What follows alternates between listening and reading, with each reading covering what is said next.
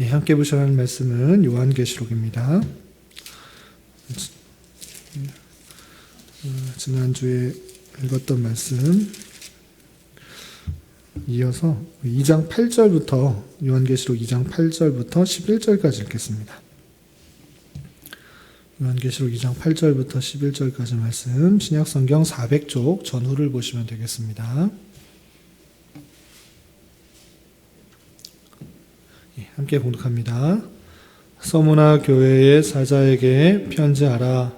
처음이며 마지막이요 죽었다가 살아나시니가 이르시되 내가 내 환난과 궁핍을 알거니와 실상은 내가 부요한 자니라. 자칭 유대인이라 하는 자들의 비방도 알거니와 실상은 유대인이 아니오 사탄의 회당이라. 너는 장차 받을 고난을 두려워하지 말라. 볼지어다 마귀가 장차 너희 가운데서 몇 사람을 옥에 던져 시험을 받게 하리니 너희가 10일 동안 환난을 받으리라. 내가 죽도록 충성하라. 그리하면 내가 생명의 관을 내게 주리라. 귀 있는 자는 성령이 교회들에게 하시는 말씀을 들을지어다. 이기는 자는 둘째 사망의 해를 받지 아니하리라. 아멘. 네, 잘 오셨습니다. 계속해서 요한계시록의 배경에 대해서 살펴보도록 하겠습니다. 원래 지난주에 요한계시록의 구조를 살펴보다가 시간이 다 못해서 끝내지 못했는데 지난주에 이어서 계속적으로 이번 시간까지 요한계시록의 구조가 어떠한지 익히는 시간을 갖도록 하겠습니다. 다른 성경도 쉬운 것도 있고 쉬운 성경도 있고 또 어려운 성경도 있는데 특별히 요한계시록은 상징적인 표현도 많고 구조도 복잡해가지고 자세히 이런 것들을 알아두지 않으면 쉽게 읽고 해석하기가 쉽지 않으니까 이런 것을 하는 것이니까 이런 구조들을 잘 배우고 익혀서 요한계시록을 잘 이해할 수 있기 바랍니다. 계속해서 반복할 테니까 다 이번 시간에 다 못 외우더라도 너무 걱정하지 말고 계속 반복하면 자연스럽게 외워지고 익혀질 테니까 그런 방식으로 요한계시록의 배경들을 잘 알 수 있도록 하겠습니다. 요한계시록의 개요부터 다시 한번 복습하겠습니다. 자, 기록자는 누구였죠? 사도 요한이었고 빨리빨리 했던 거는 빠르게 지나가겠습니다. 자, 수신자 그 종들 또 7 교회 그리고 계시의 전달 과정은 하나님으로부터 예수 그리스도 그리고 천사를 통해서 요한에게 알려주고 또 요한은 그 종들 7 교회 하나님의 택하신 백성들에게 전하는 것이다 이렇게 했습니다. 그리고 계시의 전달 방법은 어떤 것이었을까요? 편지 방법으로 전달하는 것이고 자, 기록 장소 보면 어느 섬에서 썼다라고 하셨죠? 1장 9절에 반모섬 이제 어딘지 아시죠? 에베소 근처에 있는 섬이다. 남동구 영종도 거금보다 작은 그런 정도의 작지 않은 섬이다 이렇게 이해하시면 되겠습니다. 그리고 기록 목적, 요한계시록을 기록한 목적, 반드시 속히 일어날 일들을 어떻게 하려고? 보이시려고, 감추려고 하는 거 아닙니다. 보이시려고, 알려주시려고 하는 것입니다. 그래서 반드시 속히 일어날 일들을 다양하게 알려주시면서 그렇게 해서 궁극적으로 박해 아래에 있는 성도들에게 용기와 위로를 주고 핍박 가운데서도 역사의 주권자는 하나님이시다. 그리고 예수 그리스도께서 교회의 머리로서 몸된 교회를 지키시고 보호하신다라는 것을 요한계시록을 잘 읽으면 알 수 있다라고 공부했습니다. 자, 그리고 요한계시록 상황을 보겠습니다. 어떤 가운데서 기록하고 있었을까요? 환난, 핍박, 환난, 어려운 가운데서 기록하고 있다. 기록하는 요한뿐만 아니라 성도들도 단 많은 핍박 가운데 있다라는 것을 알 수 있습니다. 자, 그리고 교회에 어떤 것이 침투했을까요? 이단. 미혹하는 사람, 이단들이 침투하고 있는 모습을 볼 수 있었습니다. 그리고 이단 또는 미혹하는 사람들, 그 배후에는 누가 있다고요? 사탄이 있다. 온천을 꿰는 자, 뒤에 배후에 사탄이 있다라는 것을 알 수 있습니다. 그리고 또 요한계시록의 상황을 보면 교회들이 어떤 상황에 빠져 있었을까요? 어려운 상황? 아이고, 나태한 상황이죠. 네, 넘어가겠습니다. 그리고 교회들이 어떤 화에 직면해 있었을까요? 예, 세속화. 세상과 같아지는, 동화되는 그러한 모습 가운데 직면해 있었다. 그리고 세속화되는 그런, 교회가 세속화되는 것을 다른 표현으로 음행이라고 표현하는데, 왜냐하면 교회는 신부와 같이 정결한 마음을 가져야 되는 신부와 같아야 되는데, 그 정절을 지키지 않고 오직 신랑 되신 예수님을 오직 사랑하는 신부, 정절을 지켜야 되는 신부여야 되는데, 그렇지 않고 예수님 신랑 외에 세상을 좋아하기 때문에 음행이다라고 표현을 하고, 그 음행의 배후에는 음녀, 누가 있죠? 바벨론, 세상을 뜻하는 바벨론이 있습니다. 이 바벨론 뒤에도 또 누가 있다고요? 사탄이 있다 그렇습니다. 그리고 요한계시록의 구조, 이거 반드시 알아두라고 했습니다. 왜 이렇게 강조하냐면, 요한계시록이 22장밖에 안 되지만 읽어보신 분은 아시겠지만 이게 무슨 내용인가, 내용을 파악하기도 힘들고 또 어떤 구조로 되어 있는지도 이해하기도 쉽지 않으니까, 이 내용을, 요한계시록을 잘 이해하기 위해서는 이 구조를 반드시 아셔야 됩니다. 그래야지 그 숲에 들어가도 길을 잃지 않습니다. 그래서 이 숲의 모양들을 잘 알아두시고 그 숲에 들어가서 나무 내용들을 잘 볼 수 있도록 그렇게 되는 것입니다. 그래서 1장, 총 22장까지 있는데 1장은 서론, 22장은 결론과 종결이 있다. 이거는 아주 쉽죠. 처음에는 서론이고 끝에는 종결. 당연히 서론과 끝이 있는 거죠. 그리고 2장부터 21장까지 7교회, 7인, 7나팔, 7대접, 7이라는 숫자로 교회와 인, 나팔, 대접이 등장한다. 이렇게 외우시면 됩니다. 그런데 2장부터 3장까지가 7교회에 보내는 편지고, 그리고 4장부터 21장까지는 7인, 7나팔, 7대접의 재앙의 내용들이 나옵니다. 요 틀을 가지고 있으면 이제 어디에서 무엇이 나온다는 것을 알기 때문에 이제 길을 잃지 않을 수 있는 것입니다. 최소한 요거를 알아두셔야 됩니다. 그리고 이제 오늘은 조금 더 지난주에 못했던 4장부터 21장까지 7인, 7나팔, 7대접, 여기가 아주 어려운데 잘 들으면, 요번에 잘 들으면 여러분들이 요한계시록을 잘 이해할 수 있어요. 구조를 튼튼하게 딱 잡으면 잘 이해할 수 있으니까 오늘 이 4장부터 21장까지 특별히 잘 기억하시기 바랍니다. 공부할 수 있기 바랍니다. 그리고 지금 여러분들 성경책에 자기 성경책이 있어야 되고 펜이 있으셔야 돼요. 이거 그냥 앞에서만 그냥 눈으로 보고 따라가면 금방 잊어버려요. 다 뒤로 돌아가면 이 교회당 문을 바깥으로 나가는 순간 뭘 배웠나라고 잊어버릴 수 있으니까 자기 성경과 또 여러 가지 색의 펜을 가지고 체크하면서 읽으시기 따라오시면 좋겠습니다. 수요 성경 공부 시간입니다. 지금 공부하는 시간이다 생각하고 마음을 갖고 하시기 바랍니다. 그리고 요한계시록의 세 가지 특징이 있다라고 했는데, 첫 번째 어떤 특징이죠? 계시적 특성. 환상들이 나오고 있으나 알지 못하게 하는 것이 아니라 계시하는 것, 드러내려고 하는 특징이다라는 것입니다. 계속해서 반복해서 읽고 알고 듣고 지키는 거 복이다 라고 계속적으로 반복해서 표현되고 있다라고 했습니다. 또 숫자, 동물, 색깔 등을 통하여 어떤 상징적인 의미를 표현한다. 그래서 무슨 특성? 상징적 특성이 있다. 대단히 상징적인 특성이 있습니다. 그냥 문자 그대로 읽는 것이 아니라 이것이 무엇을 뜻할 것인가 생각하면서 읽어야 된다라고 했습니다. 자, 세 번째 무슨 특성이 있을까요? 환난과 핍박 속에서도 모든 시대를 향한 우주적 계획이 들어서 위로적 특성이 있다. 이거 읽으면서 위로할 수 있다는 것입니다. 뭐 여러 가지 특성들이 있는데 세 가지 정도는 꼭 알아뒀으면 좋겠다라고 하는 것입니다. 요한계시록 읽는 자세 한 가지로 신비롭게 여겨서 피하지 말고 제대로 잘 읽어서 깨닫고 이해하고 또 지키는 그런 사람이 된다 라고 했습니다. 그리고 지난주에 배웠던 거 이제 해보겠습니다. 자, 1장에서는 무엇이 나온다고 했죠? 서론이 나왔습니다. 그래서 서론 중에서도 무슨 내용이 있는가 그것을 지난주에 배웠는데 첫 번째 1장부터 3장까지는 글에 어떤 것이 나오죠?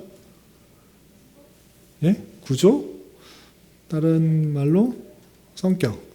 1장부터 3장까지 무슨 성격이 있는지 알려줬습니다. 첫 번째 1절에서 보면 기원자와 관련해서는 계시다, 알려주는 것이다.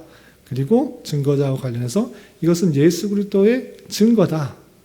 계시며 증거며 예언이다. 라는 표현이 있습니다. 그래서 1절부터 3절까지는 글의 성격을 잘 알 수 있도록 표현되어 있다. 그리고 4절부터 8절까지는 어떤 교회에 보내는 서신에 도입이 되어 있죠? 예, 7교회. 물론 실제적으로 7교회의 이름을 불러서 설명을 하고 있지만 단순히 그 교회만 해당되는 것이 아니라 7이라는 숫자를 통해서 모든 교회에 아시는 하나님, 또 책망하시는 하나님, 또 격려하시는 하나님, 또 이기는 자에게 주실 상을 알려주시는 하나님. 그래서 서신의 도입, 발신자, 수신자 이런 것들이 앞에 표현되어 있는 것입니다. 그리고 삼위일체적 기원과 기도응답전 찬양이 나왔다라는 것을 머릿속에 그냥 내용은 오늘은 내용을 기억하지 마세요. 오늘은 구조, 오늘까지 구조입니다. 왜 내용을 알면 당연히 알아야 되는데 내용까지 알면 여러분들이 너무 많은 것을 알려서 힘드니까 오늘까지는 구조를 튼튼히 하시기 바랍니다. 그래서 다른 내용들보다 어떤 구조들이 있다, 어떤 것들이 있다, 이 틀을 잘 잡아주시기 바랍니다. 자, 그리고 7절부터 8절까지는 구약의 인용과 하나님의 자증이 있다. 이렇게 되어 있습니다. 그리고 지난주에 이 슬라이드가 빠졌는데 9절부터 20절까지는 자신의 체험과 누구를 본 환상에 소개했을까요? 예수님의 환상에 대해서 촛대 사이에 인자 같은 이가 발에 끌리는 옷을 입고 가슴에 띠를 띠고 머리와 털의 희가 양털 같고 눈 같으며 눈은 불꽃 같고 등등등 신비한 모습으로 예수님 인자에 대해서 설명을 하고 있습니다. 그분에 대해서 또 2장에 바로 7교회에 보내는 그 내용의 이 부분들을 인용해서 설명하고 있는 것을 알 수 있습니다. 우리 지난주에 살펴봤는데 그리고 2장부터 3장까지는 어느 교회에 보내는 편지들? 7교회, 소아시아의 7교회에 보내는 편지들이 되어 있는데 이것도 가만히 보면 그냥 7교회 하고 싶은 말 막 그냥 아무렇게 나열된 게 아니고 거의 구조가 비슷하다 그랬습니다. 그래서 도입부에는 어디에 있는 어느 지역에 있는 교회 사자에게 무엇하기를 써 있을까요? 편지하기를 다 그렇게 공통적으로 써 있습니다. 그래서 구조를 알아두면 이렇게 되어 있구나. 똑같은 방식으로 써있을 있구나. 이것을 알 수 있는 것입니다. 두 번째 특징, 그 편지하는 누구의 모습을 언급하고 있을까요? 예수님, 다른 말로 인자. 예수님 인자 같은 말입니다. 그 인자를 그냥 예수님이 말씀하시기를 이렇게 표현하지 않고 1장 말미에 나왔던 환상, 아까 다양한 환상을 설명했죠. 그 환상을 들어서 하나씩 표현하고 있는 것입니다. 그때 지난주에 살펴봤죠. 그렇게 표현됐다는 것을 알아두셔야 됩니다. 그리고 그 예수님께서 행위를 아시고 어떻게 하셨을까요? 칭찬해서 너 행위를 아노니 내가 칭찬한다. 너 이거 잘했다. 이렇게 그 교회에 칭찬하는 것을 보였습니다. 그 예수님께서 그 모든 것들을 아시는 하나님, 그리고 아시고 격려하고 칭찬하시는 하나님을 그 말씀을 볼 수 있습니다. 그리고 칭찬해서 그치는 것이 아니고 무엇을 지적하고 있을까요? 책망할 것을 지적하고 있습니다. 너 잘한 건데 너 이거 잘못했다라고 또 지적을 하고 있는 것입니다. 그런데 두 교회는 책망할 것이 드러나고 있지 않다고 했습니다. 어떤 교회랑 어떤 교회? 서머나교회 빌라달비에게는 책망할 것이 드러나지 않았어요. 칭찬과 격려만 드러나고 있습니다. 알아두시면 되겠습니다. 우리 다섯 번째, 어떤 것을 언급하고 마무리되고 있을까요? 성령에 대해서. 귀 있는 자는 성령이 교회들에게 하시는 말씀을 들을지어다. 무슨 뜻이에요? 똑바로 들어라. 귀가 있다고 하면, 너가 귀가 달려고 있다면 성령님께서 하시는 이 말씀 똑바로 알아들어라 라고 강력하게 말하고 있는 것입니다. 이렇게 매번 반복해서 표현하고 있고, 마지막으로 어떤 자에게 주는 약속을 맨 마지막으로 하고 있을까요? 이기는 자. 이거 안 찾아볼까요? 찾아봤나요, 지난주에? 찾아봤죠? 이기는 자에게 내가 무엇을 준다. 그것은 천국을 약속하시는 그 모습을 보였습니다. 그러니까 모든 교회에 영적 전투, 선한 싸움을 계속적으로 싸워야 될 것이고, 그것을 이기는 자에게 생명나무, 천국을 약속하시는 그 말씀을, 계시의 말씀을 살펴볼 수가 있는 것입니다. 2장부터 3장까지, 1장부터 3장까지 구조 다 되셨죠? 어떤 내용이 있는지 구조는 아셨죠? 어떤 내용들이 반복되고 어떤 것들이 있는지 아셨죠? 이제부터가 복잡해지는데 잘 따라와 주시기 바랍니다. 4장부터 21장까지는 무엇이 딱? 7인, 7나팔, 7대접 재앙. 여기까지는 이해되시죠? 요 세 개가 있다라는 것을 이해되는데, 근데 7인, 7나팔, 7대접의 재앙, 이른바 7시리즈, 7재앙 시리즈가 나오는데, 이것이 그냥 나오는 게 아니고 거기에 특징들이 있어요. 요것을 알아야지만 이 4장부터 21장까지 구조를 이해할 수 있습니다. 첫 번째, 7인, 7나팔, 7대접의 재앙이 나오기 전에 그 첫 번째 재앙, 7인, 7나팔, 7대접 전에 서론을 설명하고 있다는 특징이 있습니다. 그래서 7인의 재앙, 7인 중에 하나, 첫 번째 인을 뗐을 때, 두 번째 인을 뗐을 때, 이거 나오기 전에 앞에 그 서론이 설명되어 있어요. 그리고 7나팔에서도 나팔, 첫 번째 나팔, 두 번째 나팔 불기 전에 또 서론이 이렇게 나오고 있습니다. 7대접도 마찬가지로 그거 나오기 전에 서론, 그 앞에 그 배경 설명이 나오고 있다. 이걸 염두에 두셔야 됩니다. 아시겠죠? 그냥 막 7인 떼고 나팔 불고 대접 있는 것이 아니라 그 전에 설명하는 서론 부분이 있다. 이렇게 이해하시면 되겠습니다. 그래서 7인을 떼는 재앙이 나오기 전에 어떤 것이 나오냐? 뭐가 나올까요? 7인으로 봉한 책이 나와야겠죠. 그것이 중요해요. 그냥 7인을 갑자기 뗀 게 아니고 7인을 떼기 전에 7인으로 봉해져 있는 두루마리, 이게 나오겠죠. 근데 이 두루마리를 누가 갖고 있느냐? 하늘 보좌에 계신 분이 갖고 계시다.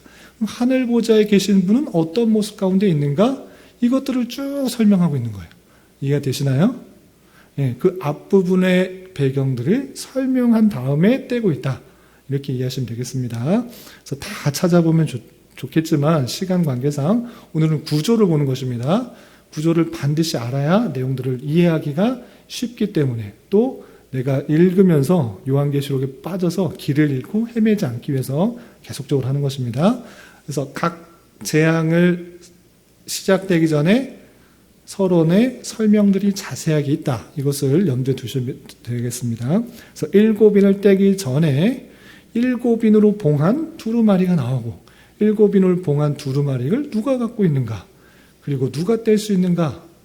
그리고 7인을 갖고 계시는 그 보좌에 계시는 주변에 어떤 모습 가운데 있는가를 앞에서 잘 설명한 다음에 나오게 되는 것입니다. 이해되시죠? 다 읽으면 좋겠지만 그냥 요한계시록 4장 1절 한 구절만 읽겠습니다. 시작.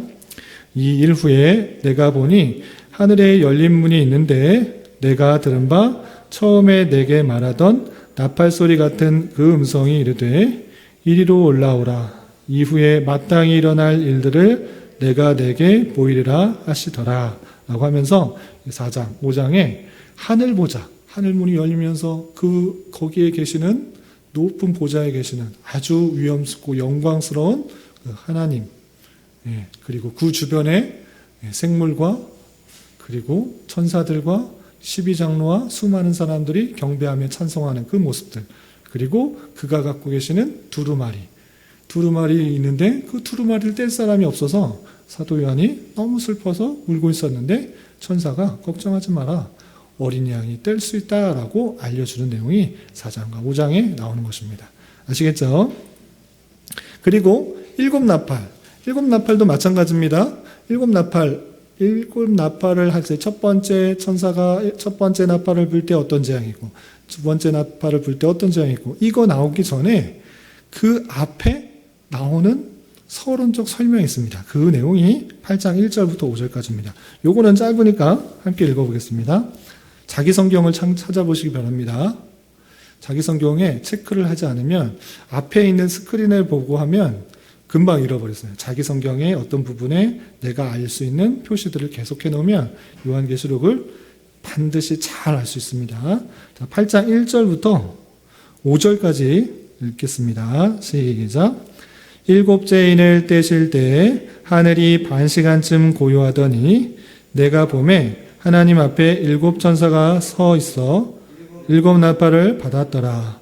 또 다른 천사가 와서 제단 곁에 서서 금 향로를 가지고 많은 향을 받으니 이는 모든 성도의 기도와 합하여 보좌 앞 금 제단에 드리고자 함이라.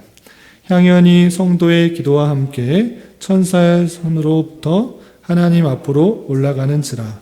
천사가 향로를 가지고 제단에 불을 담아다가 땅에 쏟음에 우레와 음성과 번개와 지진이 나더라. 아멘. 나팔, 그리고 6절에 보면 일곱 나팔 가진 일곱 천사가 나팔 불기를 준비하더라. 첫째 천사가 나팔을 부니 쭉쭉쭉, 둘째 천사가 나팔을 부니 쭉쭉쭉 재앙이 나타납니다. 재앙이 나기 전에 지금 어떤 것을 설명하고 있습니까? 일곱이를 뗐더니 일곱 천사가 일곱 나팔을 받고 또 다른 천사가 금향로를 가지고 성도들의 기도와 합하여 보좌 앞 제단에 드리는 장면, 그리고 성도의 기도와 함께 천사의 손으로부터 하나님 앞으로 올라가고 천사의 향로를 가지고 제단에 불을 담아다가 땅에 쏟음에 우레와 음성과 번개와 지진이 나는 그 서론이 나옵니다. 이것을 잘 이해하지만 뒤에 거가 연결이 돼요. 그냥 이건 따로 있는 게 아니고 이것 있다가 또 이거 설명하고 이것이 아니고 이 앞의 내용을 설명하기 위해서 이것이 있는 것입니다. 무슨 뜻이냐? 금향로를 가져다가 성도들의 기도와 함께 금향로를 가져다가 제단에 쏟았더니 어떻게 됐습니까? 우레와 음성과 번개와 지진이 났다. 이것이 중요합니다. 이게 나팔이 나타나는 모습을 보여주는 거예요. 그냥 나팔이 그냥 나타나고 있는 것이 아니라, 나팔이 그냥 있는 것이 아니라, 이런 일들이 있다, 또 나팔이 불다, 이것을 말하는 것이 아니고, 이 나팔, 첫 번째, 두 번째, 세 번째, 네 번째, 일곱째 나팔을 부는데, 그 내용에 앞서서 성도들이 기도를 하고, 그 기도가 하나님 보좌에 올려지고, 그것이 실행되는 모습이 어떻게 나타나는 것이냐, 땅의 소드메가 되는 것이고, 우레와 음성과 번개와 지진이 났다. 그것은 하나님의 통치, 하나님의 역사, 하나님의 섭리가 드러나는 방식으로 나타난다라는 것입니다. 그러니까 이거 무엇을 말하는 거냐면, 나팔 소리가 났다. 우리 옛날 사극을 봐도 암행어사가 출두한지니 왕이 출두할 때도 나팔 소리가 나면서 그 앞에 하나님께서 임하실 것이다라는 것들을 드러내주고 있는 거예요.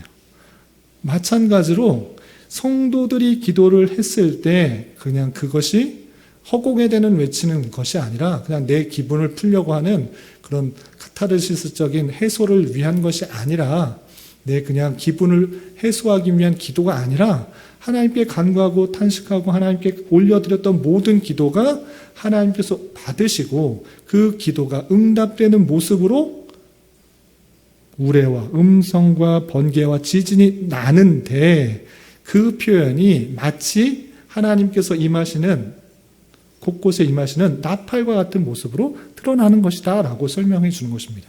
이해가 되세요? 쉬워? 너무 어려워요? 다시 한번 설명해줘요. 예. 일곱 나팔 전에 어떤 비유가 있다고 그랬죠? 어떤 설명이 있다고 그랬죠? 금향로. 금향로를 천사가 누구한테 갖다 줬어요? 하나님께 있는 금제단에. 금제단에 이렇게 갖다 드린 것이 아니고 어떻게 했어요? 땅에 쏟았어요. 아니 향로를 갑자기 쏟으면 어떻게 해? 하나님한테 잘 드려야지. 그 향로는 성도의 기도예요. 성도의 기도가 마치 하늘로 올라가는 것처럼 다 올려져서 받아서 하나님께 올려지고 그냥 하나님께서 받으신 것이 아니라 그것이 땅에 임하도록 쏟으시는 거예요. 쏟았더니 어떻게 됐다고요? 땅에서 뭐가 나타났어요? 5절 우레, 음성, 번개, 지진 이것이 왜 나타난 거예요? 하나님께서 역사하시는 표현을 다르게 표현한 거예요. 하나님께서 현현하실 때 시나산에 하나님께서 현현하실 때도 마찬가지로 구름이 자욱하고 번개 나고 천둥이 치는 그 모습이 있었어요. 마찬가지로 성도들이 기도했을 때 하나님께서 역사하신다는 것들을 알게 해주셔서 이렇게 표현하고 있는 거예요. 그런데 그런 모습이 어떻게 드러나느냐? 7 나팔수가 나팔을 불면 하나님께서 임하시고 역사하시는 그런 모습과 같이 드러나게 된다라고 표현하는 것입니다. 조금 이해가 돼요? 좀 어려워요? 그러면 그냥 요한계시록 자체가 너무 쉽지 않죠? 일곱 나팔이 그러니까 일곱 인하고 같은 거죠? 네, 일곱인 또 설명을 일곱 나팔인 거죠? 일곱인, 일곱 나팔, 일곱 대접에 성격은 같은데 표현하려는 내용은 다릅니다. 1차적으로 설명을 일단 드리겠지만 시간순으로 제한이 나아가는 것이 아닙니다. 그러니까 첫 번째 인을 뗐을 때 어떤 일이 나타나고 두 번째 일을 나타냈을 때 어떤 말이 색깔이 나타나서 어떤 일이 일어나는데 시대적으로 해석하시는 분도 있습니다. 이것을 어떤 재앙 다음에 어떤 재앙이 있고 어떤 재앙 다음에 어떤 재앙이 있고 이렇게 해석하시는 분도 있으나 저희는 그렇게 생각하는 것이 아니라 하나님께서 역사하시는 방편을 다양하게 표현한다. 요것도 하나님께서 이 세상을 어떻게 움직이시는지를 표현하는 것인데 이것도 그냥 질문 나왔으니까 그냥 설명하겠습니다. 이 구조 설명하기 전에 인의 특징이 뭐냐면 아까 말씀드린 것처럼 서론에서 하나님의 보좌가 천상 위에 계시는데 그 높이 앉아 계시는 그 보좌에 계시는 분이 두루마리를 갖고 있는데 이건 무슨 생명의 이름 책도 있지만 하나님의 통치가 담겨 있는 책입니다. 그래서 아무도 뗄 수가 없었는데 누구만 뗄 수 있었느냐? 예수님께서만 뗄 수가 있었던 것입니다. 예수님께서 떼실 수 있는 것을 보여주는 것이 첫 번째 재앙입니다. 예수님께서 그 모든 섭리의 계획들을 드러내 보이시는 분으로서 있는 것이고 비슷하게 아까 성도들이 기도했을 때 가만히 있는 것이 아니라 하나님께서 역사하신다, 운행하신다, 섭리하신다, 통치하신다, 현현하신다 등등등으로 번개, 우레, 음성, 번개, 지진 이것을 표현했잖아요. 그런 것을 다양하게 다른 모습으로 표현하고 있는 것입니다. 또 다른 어떤 것이 아니라 똑같다라고 하는 것이 아니라 이번엔 하나님께서 임재하셔서 어떻게 드러내시는지를 표현하는 방편으로 다른 시각으로 보는 것입니다. 그리고 대접은 특별히 하나님께서 진노를 내릴 때 그 더 심하다라는 것들을 알려주고 있습니다. 그래서 조금 이따 이제 설명을 더 드리겠지만 이것이 시대순으로 쭉 있는 것이 아니라 하나님께서 어떻게 역사하시는지 이 세상을 통치하시고 역사하시고 다스리는지를 입체적으로 보는 것입니다. 그러니까 우리 TV 볼 때 우리 스포츠 중계를 하잖아요. 얼마 전에 어제 우리 야구 프로야구 와일드카드를 했는데 그 카메라가 한 대가 아니잖아요. 여러 대 뭐 수십 대가 있잖아요. 그 투수 뒤에서 카메라를 잡을 때 딱 치는 장면이 있는가 하면 포수 뒤에서 볼 때 장면이 있습니다. 그리고 어떤 카메라는 그 덕아웃 덕아웃 준비한 사람들, 대기하는 사람들 거기를 비추는 화면이 있는가 하면 관중을 비추는 카메라가 있잖아요. 수없이 많은 카메라가 다 각각의 장면을 보여줍니다. 그런데 어떤 사람이 딱 홈런을 쳤어요. 그럴 때 공을 따라서 쭉 비춰주는 카메라가 있는가 하면 투수의 좌절하는 장면을 비춰주는 카메라가 있고, 환호하는 관중이 있는가 하면 또 더가우에서 같이 응원해주는 그 장면을 보여줘요. 그런데 이게 다 다른 사건입니까? 아니죠. 그냥 투수가 잘 던졌는데 타자가 잘 쳐서 홈런을 친 장면이라고요. 그런데 카메라가 어떻게 잡느냐에 따라서 다양한 모습들을 보여준다고요. 다시 말하면 하나님께서 이 세상을 어떻게 통치하시는지를 보여주는 거예요. 4장부터 21장까지. 그런데 그 초점을 어디에 두고 있느냐에 따라서 다양하게 표현되고 있다는 거죠. 똑같진 않지만 초점과 관심이 다른 거죠. 관중에다 카메라를 비추고 있으면 그 이긴 팀, 홈런을 친 그 팀의 관중들은 막 환호할 것이고, 그 더그아웃에서 있는 사람들은 뭐 더 같이 모습은 다른데 같은 장면을 다른 시각으로 계속적으로 보여주는 거죠. 마찬가지로 일곱 나팔, 일곱 대접, 이게 서로 다른 사건, 이거 뒤에 이거 있고, 이거 뒤에 이거 있고, 이것을 말하고 있는 것이 아니라 관점을 달리해서 하나님께서 어떻게 통치하시는지를 보여주는 거죠. 특별히 이는 하나님께서 그것들을 시행하신다는 하나님의 시행, 하나님의 섭리들을 잘 보여주는 쪽, 그 가려져 있는 가려져 있는 것을 떼시는 분이 주님이시다는 것들을 강조하는 표현이고, 일곱 나팔은 하나님께서 그 성도들의 기도에 역사하시는 그 하나님을 좀 더 드러내는 표현이고, 일곱 대접은 하나님께서 심판하시는 그 모습들을 더 강조하는 표현인 것입니다. 약간씩의 차이는 있는 것입니다. 정확하게 일치하진 않지만 그 나팔 대접의 상징성이 그렇습니다. 여기까지 하고 또 구조를 보신 다음에 또 하면 더 이해가 될 것 같습니다. 여기까지 되셨나요? 여기까지 하고 오늘 구조가 끝나지 않을 수도 있겠는데, 그리고 이제 또 일곱 대접할 때도 마찬가지로 그 전에 서론이 나와요.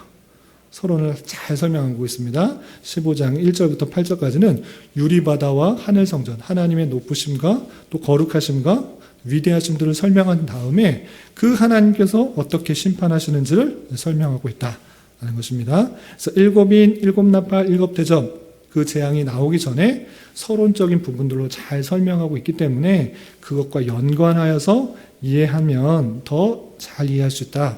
이 정도로 이해하시면 되겠습니다. 그 내용까지 알아두면 좋지만 내용 말고 어떤 것만 기억하라? 나팔, 대접, 재앙 나오기 전에 서론이 있다더라. 여기까지만 이해하시면 됩니다. 내용까지 알아두시면 좋겠지만 내용까지 알아두시면 더 복잡해질까봐 그냥 나팔, 대접, 재앙 앞에 서론이 있어 그 부분을 설명하고 있다. 요 틀만 외우시기 바랍니다. 그리고 또 알아둘 것. 일곱 재앙은 4+3의 구조를 가져요. 이거 뭐 처음 들어보죠? 4+3의 구조를 가지고 있다. 이 특징이 있어요. 일곱 인이나 일곱 나팔이나 일곱 대접이나 7개씩 재앙이 나오잖아요. 그런데 4개 더하기 3개. 4개의 성격이 다르고 뒤에 3개가 달라요. 그리고 일곱 나팔도 마찬가지입니다. 처음 4 나팔 다르고 4 나팔이 성격이 있고 또 3개가 달라요. 일곱 대접도 4개, 처음 4개의 대접은 성격이 비슷한데 3개는 달라요. 이 구조를 알면 더 내용이 쉬운 거예요. 우리 이걸 살펴보겠습니다. 일곱이 나오는 부분 6장 요한계시록 6장 자기 성경을 펴시고 여러 색깔로 펜으로 체크해 보면서 보시기 바랍니다. 자, 6장 1절을 보면 내가 봄에 어린 양 7인 중에 하나를 떼시는데 7인 중에 두루마리 중에 그 인을 하나 떼시는 것입니다. 그랬더니 어떻게 되느냐 2절 보면 이에 내가 보니 흰 말이 있는데 그 탄자가 활을 가졌고 면류관을 받고 가서 이기고 내용 기억하지 마시고 어떤 말이 등장하는 것입니다. 자, 첫 번째 이때더니 흰 말이 등장했습니다. 보셨죠? 예, 말만 동그라미, 흰 말에다 동그라미 치세요. 자, 인중 하나에 흰 말. 자, 그리고 3절. 둘째 인을 떼실 때 4절 붉은 말에 또 동그라미 치세요. 둘째 일 때 붉은 말. 또 5절 셋째 인을 떼니까 무슨 색 말이 나왔어요? 5절 중간에 검은 말.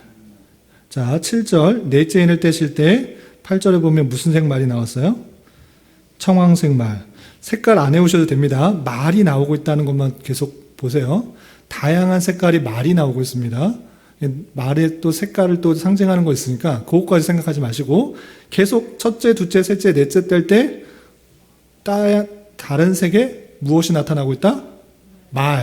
말이 등장하고 있습니다. 그럼 다섯째, 여섯째, 일곱째 때도 말이 등장하는가? 말이 등장할까요? 안 등장해요. 보십시다.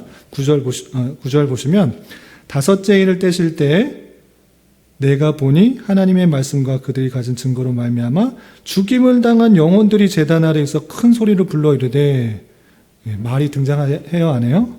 안 해요. 다섯째인 또 여섯째를 보면 12절 여섯째인 동그라미 쳐놓으세요. 여섯째인을 떼실 때 큰 지진이 나며 해가 검은 털로 짠 상복같이 검어지고 달은 온통 피같이 되며 하늘의 별과 별들이 말 등장해요? 안 등장해요? 안 등장하죠. 또 쭉 넘겨서 8절 보세요. 8장 요한계시록 8장 일곱째 인을 떼실 때 아까 읽었는데 하늘이 반시간쯤 고요하더니 내가 봄에 하나님 앞에 일곱 천사가 있어 쭉 읽어보면 말이 등장해요? 안 해요? 등장하는 것이 아니고 1절 첫째부터 넷째까지 인을 뗐을 때 말이 탄자로 짝을 이루어 나오고 그 다섯째, 여섯째, 일곱째는 죽은 영혼들이 제단 아래에서 큰 소리를 부른다는 내용이 나오고, 여섯째는 또 다른 내용이 나오고, 또 일곱째에서는 반시간쯤 고요하더니 또 일곱 나팔 가진 사람이 나타났다. 말이 등장하지 않아요. 그러니까 첫 번째부터 네 번째까지는 한 묶음으로 묶을 수가 있고, 다섯째부터 일곱 번째까지는 또 다르게 묶을 수가 있다라는 것입니다. 일곱 인만 그런가? 그렇지 않고 계속적으로 되고 있다라는 것입니다. 일곱 나팔도 한번 살펴보겠습니다. 일곱 나팔이 8장에 등장합니다. 8장 7절. 8장 7절. 자기 성경책에 계속 체크를 해보시기 바랍니다. 다양한 색깔로.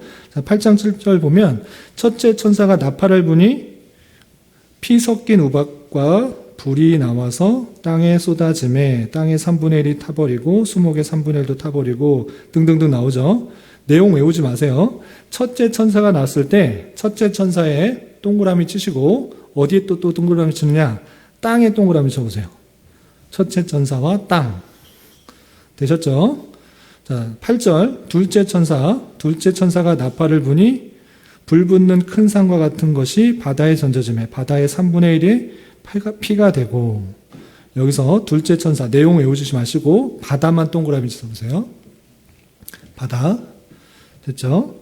그리고 10절 셋째 천사가 나팔을 부니 횃불같이 타는 큰 별이 하늘에서 떨어져 강들의 3분의 1과 여러 물샘에 떨어지니 이 별의 이름은 쓴쑥이라 물의 3분의 1이 쓴쑥이 되매 돼 있죠? 셋째 천사 동그라미 치시고 또 강에 동그라미 쳐세요. 강. 그리고 11절에 물, 강과 물. 자, 넷째 천사 12절입니다. 넷째 천사가 나팔을 부니 해 3분의 1과 달 3분의 1, 별 3분의 1이 타격을 받아 쭉쭉쭉 나오죠. 자, 넷째 천사에 동그라미 치시고 해, 달, 별에 동그라미 치시기 바랍니다. 자, 그럼 첫째 천사에는 땅, 둘째 천사는 바다, 셋째 천사는 뭐죠?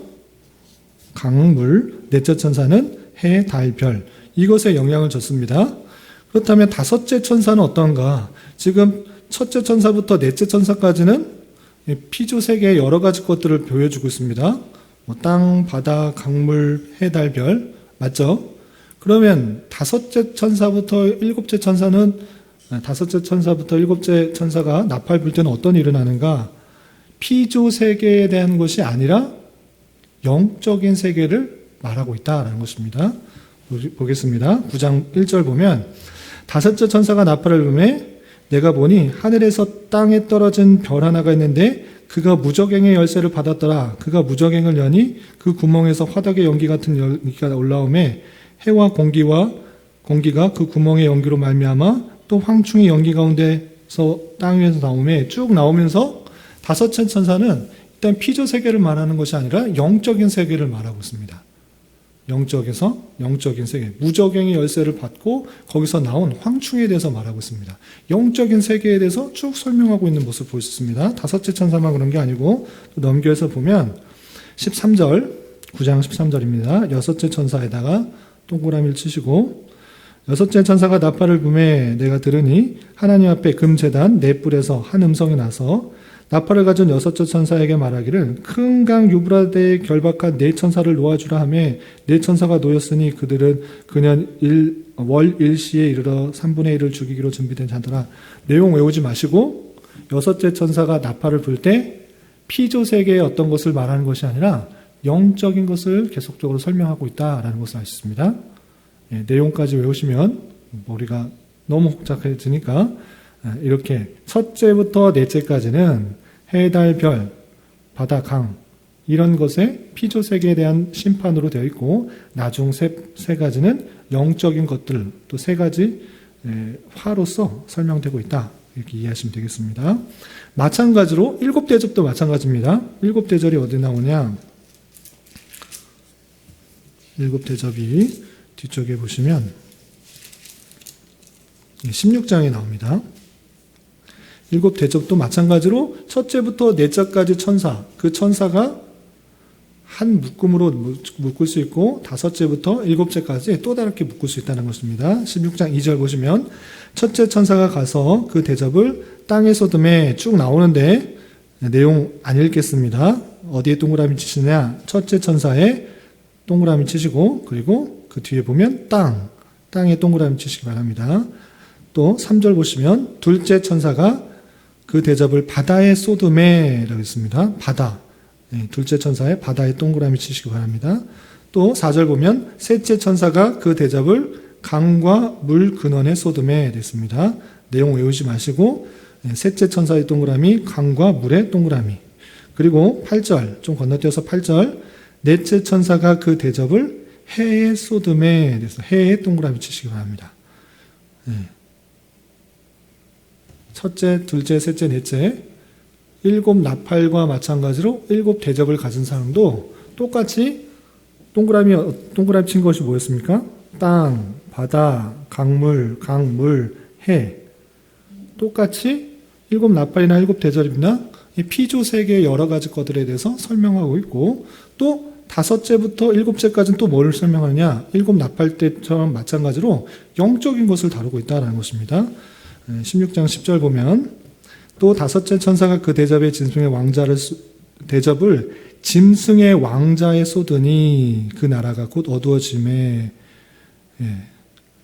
다섯째 천사가 쏟은 곳은 피조 세계가 아니라 짐승의 왕자, 영적인 것에 대해서 설명하고 있습니다. 또 12절에 여섯째 천사 동그라미 치시고 그 대접을 큰 강 유브라데 쏟음에 강물이 말라서 동방에 오는 왕들의 길이 예비되었더라. 또 내가 보매 개구리 같은 새 더러운 영이 용의 입과 짐승의 입과 거짓 선지자의 입에서 나오니 라고 하면서 영적인 것에 대해서 계속적으로 설명하고 있습니다. 마찬가지로 17절에 일곱째 천사가 그 대접을 공중에 쏟음에 큰 음성이 성전에서 보좌로부터 나서 이르되 되었다 하시니 라고 쭉 하면서 내용들을 다 생각하면 힘드시니까 첫째부터 넷째까지는 땅, 바다, 강, 해 이런 피조 세계에 관한 것들이 묶여 있고 또 다섯째부터 일곱째까지는 영적인 것들에 대한 화, 심판 이런 것들로 나온다.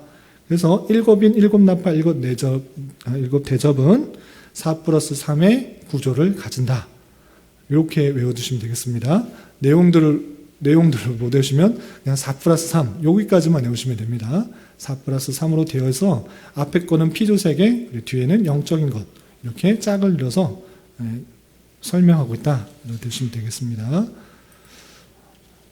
그래서 이 구조를 보시면 일곱인의 재앙이 그냥 장수로만 쭉 말하면 일곱인 재앙이 쭉 나오며 일곱인 뗐을 때 일곱 나팔 재앙이 시작되고 또 일곱 나팔 중에 마지막 일곱 나팔이 불 때 일곱 대접의 재앙이 시작되는 모습으로 나와 있는데 말씀드린 것처럼 이것을 시간 순으로 쭉 이해하는 방식이 아니라 하나님께서 통치하시는 방식을 다양하게 입체적으로 표현하는 것으로 읽어야지 오해가 없다라는 것입니다. 왜냐하면 반복되는 표현도 있고 또 그 했던 내용들이 또 다시 이렇게 나오는 것들이 표현되고 있는데 그렇게 생각되는 것이 아니라 다양한 각도에서 표현되고 있다는 것을 이해하시면 되겠고 또 아까 말씀드린 것처럼 일곱은 4+3의 구조로 설명되어서 묶음으로 이해하시면 구조가 잘 파악된다 이렇게 이해하시면 되겠습니다. 한 가지만 더 하고 마쳐야 될 것 같습니다. 너무 많이 하면 다 안 들어갈 수 있으니까 여기까지만 하겠습니다. 한 가지만. 그리고 일곱인, 일곱 나팔, 일곱 대접 이것을 계속적으로 설명하는 틀이 있다고 했습니다. 여기까지 이해가 되셨죠? 그리고 그 앞부분에 설명하는 것들이 있다라고 말씀드렸습니다. 그리고 또 한 가지 중요한 것은 무엇이냐면 그 인, 나팔, 대접 안에 중요한 내용들을 삽입해 놨어요. 그래서 헷갈려요. 그냥 일곱인, 일곱 나팔, 일곱 대접 쭉 서론 설명하고 심판 있고 서론 설명하고 심판 있고 서론 설명하고 심판 있고 이렇게 있으면 편한데 이렇게 돼 있지가 않아요. 그 사이에 더 많은 부분 설명하고 보충하는 내용이 있다. 이것을 이해해야 돼요. 그것을 이해하지 못하면 여기서 헷갈려요. 오히려 일곱인, 일곱 나팔, 일곱 대접의 심판 있잖아요. 그 심판의 내용을 보면 오히려 분량이 훨씬 더 작아요. 서론과 그리고 그 삽입된 내용에 비해서 훨씬 더 작아요. 그래서 더 헷갈리는 것입니다. 그래서 틀은 있되 서론 부분도 있고 삽입되는 내용들이 있어서 그 전체적인 틀을 이룬다. 이렇게 이해하시면 되겠습니다. 그래서 어떤 내용들이 삽입되어 있느냐? 크게 세 가지가 삽입됐다. 이렇게 이해하시면 되는데 6번째 일과 7번째 인 사이에 14만 4천과 흰옷 입은 자들에 대한 설명을 하고 있어요. 14만 4천 명. 또 상징적인 숫자인데 이거 내용 설명하지 않겠습니다. 그냥 그 안에 어떤 부분 하나님의 택하신 백성에 대한 설명이 있다. 어떤 내용이 삽입되어서 자세하게 설명하고 있다. 이것만 외워두시기 바랍니다. 구조만 외워두시기 바랍니다. 또 마찬가지로 7번째 나팔과 첫 번째 대접 사이에 여자, 용, 짐승 2마리, 666을 맞은 자에 대한 아주 자세한 설명이 있어요. 2장에 걸쳐서 여자와 용, 짐승 2마리, 666 맞은 하나님의 택하신 백성들이 아닌 그런 사람들에 대한 자세한 설명을 또 하고 있다. 그 틀 안에 자세한 설명이 들어있다. 오히려 이 재앙의 내용들은 아주 단순해요. 짧고 단순해요. 그런데 그 사이에 부가적인 설명을 잘하고 있다. 이렇게 생각하시면 됩니다. 7번째 나팔과 첫 번째 대접 사이에 어떤 내용이 또 삽입되어 있다. 이렇게 되시면 되고 또 마지막으로 7번째 대접과 최후 혼인잔치 사이에 음녀, 바벨론, 하나님의 심판에 대한 설명이 추가되어 있다. 마지막에도 마찬가지로 7번째 대접 그리고 혼인잔치 이야기가 나오는데 그 사이에 또 삽입되는 내용이 길게 있다. 특별히 바벨론, 음녀 바벨론의 심판, 하나님의 최후 심판, 음녀에 대한 심판, 그 심판들이 그 마지막 부분에 남겨 있다. 혼인잔치를 설명하기 전에 어떤 내용이 삽입되어 있다. 이렇게 이해하시면 되겠습니다. 뒤에 할까요? 아니면 여기서 마칠까요? 너무 많이 하면 들어갔던 것도 다시 사라질까봐 여기까지만 하고 구조를 3시간 하겠네요. 3시간 해야지 구조의 틀이 잡히니까 반복하더라도 이해하시고 이 내용을 잘 잡아야지 구조를 머릿속에 익혀야지만 요한계시록을 읽어도 이게 무슨 내용이구나 를 잘 이해할 수 있습니다. 이렇게 여기까지만 하고 마지막 한 부분이 있는데 그거는 다음 주 시간에 하도록 하겠습니다. 다시 한번 복습하겠습니다. 요한계시록 크게 4부분으로 나누면 1장과 마지막 종결 22장을 따로 떼놓고 2장, 3장은 어떤 것에 대해 설명이 있다? 7교회. 그리고 4장부터 21장까지는 7인, 7나팔, 7대접이 있다. 그런데 이것들을 설명하기 전에 서론적인 설명이 자세하게 있다.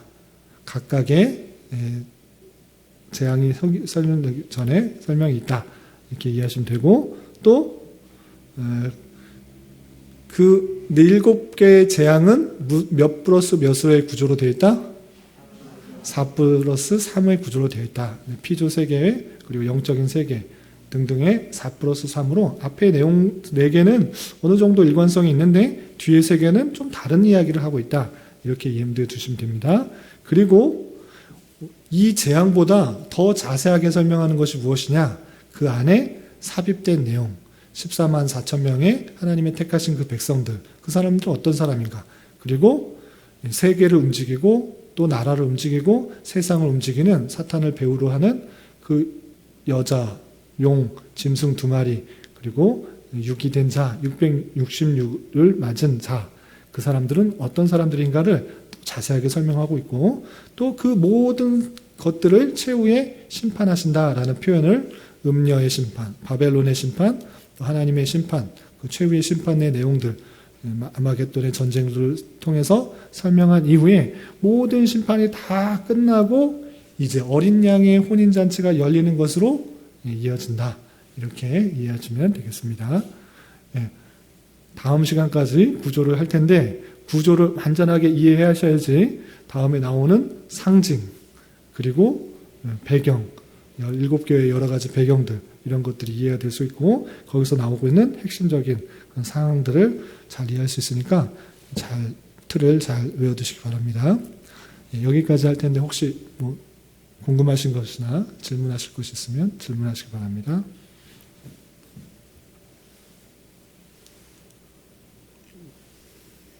제가 구약 성경을 좀 잘 이해하기 위해서 그 유대 왕도 남유다 원서를 네. 배운 적이 있어요. 네네. 근데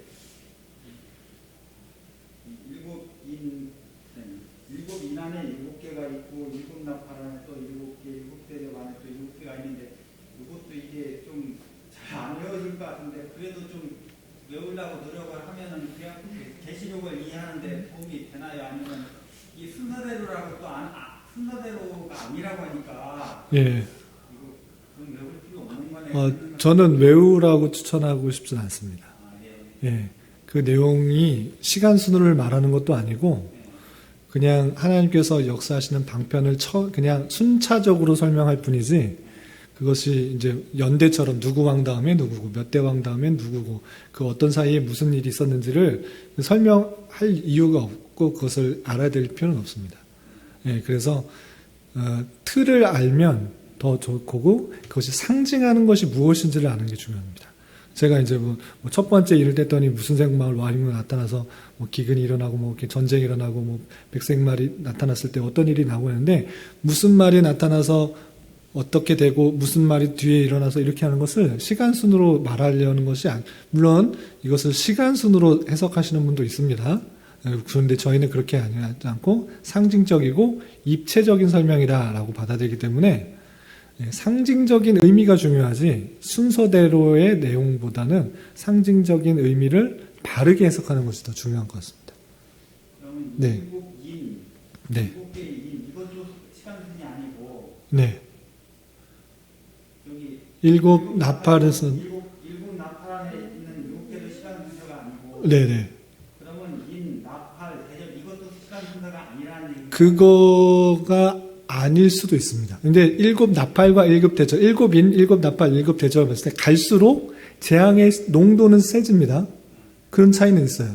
여기 7 나팔은 3분의 1이고 7 대접은 또 2분의 1이고 더 세지는 것들이 있는데 그거 강도는 세지만 이것이 시간순이 꼭 시간순으로 보여진다 이렇게까지는 아닐 수도 있다는 거죠. 예. 전체적으로 봤을 때 7 대접, 7 나팔, 7인 다양한 식으로 설명할 뿐이지 이게 시간 순으로 일곱 인내 그 심판 다음에 일곱 나팔의 심판 다음에 일곱 대접의 심판이 계속적으로 이렇게 순서대로 이어질 것이다 이렇게 표현하지 않고 아까 말씀드린 것처럼 이 일곱 인과 나팔 대접은 카메라, 시각 이거 차이고 그리고 아까 순서 각각에 있어서 순서도 이것도 시간 순으로 보지 않고 그냥 다양한 방편으로 순차적 설명이다. 이렇게 보는 거죠. 네 개 먼저 피조세계의 다양한 이 땅에서 일어날 심판과 하나님의 통치 역사 그리고 영적인 통치 역사들을 그 뒤에서 또 설명하고 요렇게도 설명하고 요렇게도 설명하고 요렇게도 설명해서 이 하나님의 통치를 어떻게 이루어 나가시는지를 입체적으로 보여주신다. 이렇게 받아들이는 입장으로 하는 게 건전하지 않을까. 그렇게 보고 있습니다. 근데 아시다시피 요한계시록 해석은 아주 다양합니다. 아주 다양하고 많은 해석들이 있고 또 그래서 이단이 많이 나옵니다. 신천지가 아예 이제 유튜브 광고까지 하더만요. 유튜브에 아예 대놓고 목사, 신학생, 성도들 다 와서 요한계시록 공부하라고 아주 대놓고 광고를 하는데 참 유튜브 보다가 기독교 영화가 뜨길래 한번 봤어요. 봤는데 하나 봤더니 막 쭉 많이 나와요.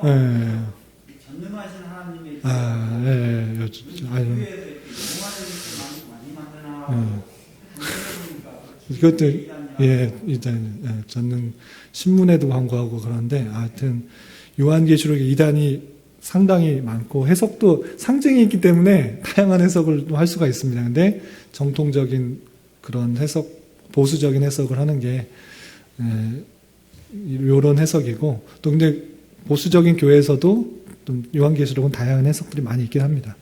이 정도가 좀 건전하지 않을까 이렇게 생각하시면 되겠습니다.